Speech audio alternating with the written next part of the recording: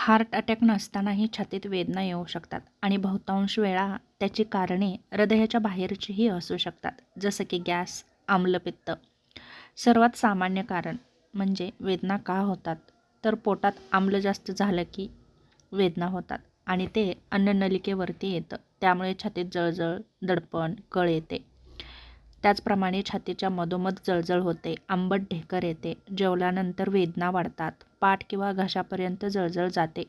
बरेच लोक याला हार्ट अटॅक पण समजतात. त्याचप्रमाणे छातीच्या स्नायू किंवा हाडांच्या त्रासामुळे हे होतं. कधीकधी आपण जास्त वजन उचलतो त्यामुळेही होऊ शकतं.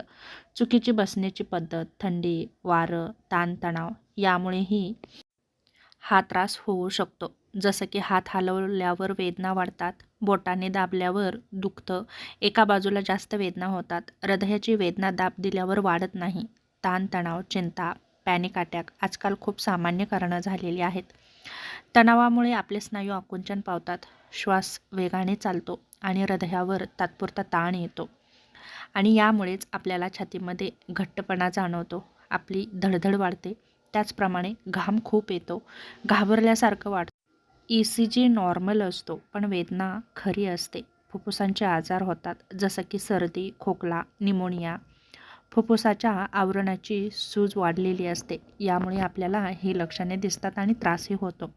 जसं की श्वास घ्यायला त्रास होतो, वेदना वाढतात, खोकल्यावर दुखतं, ताप येतो, धाप लागते.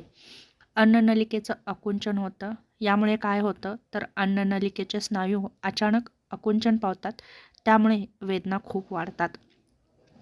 वेदना हार्ट अटॅकसारख्याच आपल्याला वाटू शकतात. किरकोळ हृदयविकार किंवा हार्ट अटॅक नाही, पण त्रास आहे असं आपल्याला वाटतं. जसं की आपल्या शरीरामध्ये ब्लॉकेजेस कमी प्रमाणात असतात, हृदयाच्या आवरणावरती सूज आलेली असते, तेव्हा तपासणी करून घेणंही कधीकधी खूप महत्त्वाचं आहे.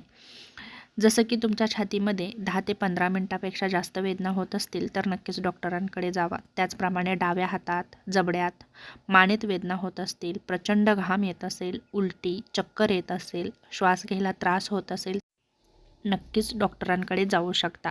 छातीत वेदना टाळण्यासाठी काय करावं, तर वेळेवर आणि हलकं जेवण करा. खूप तिखट तेलकट खाणं टाळा. ताणतणाव कमी ठेवा. चुकीच्या बसण्याच्या सवयी टाळा. रात्री उशिरा जेवण करू नका आणि नियमित चालण्याचा व्यायाम नक्की ठेवा.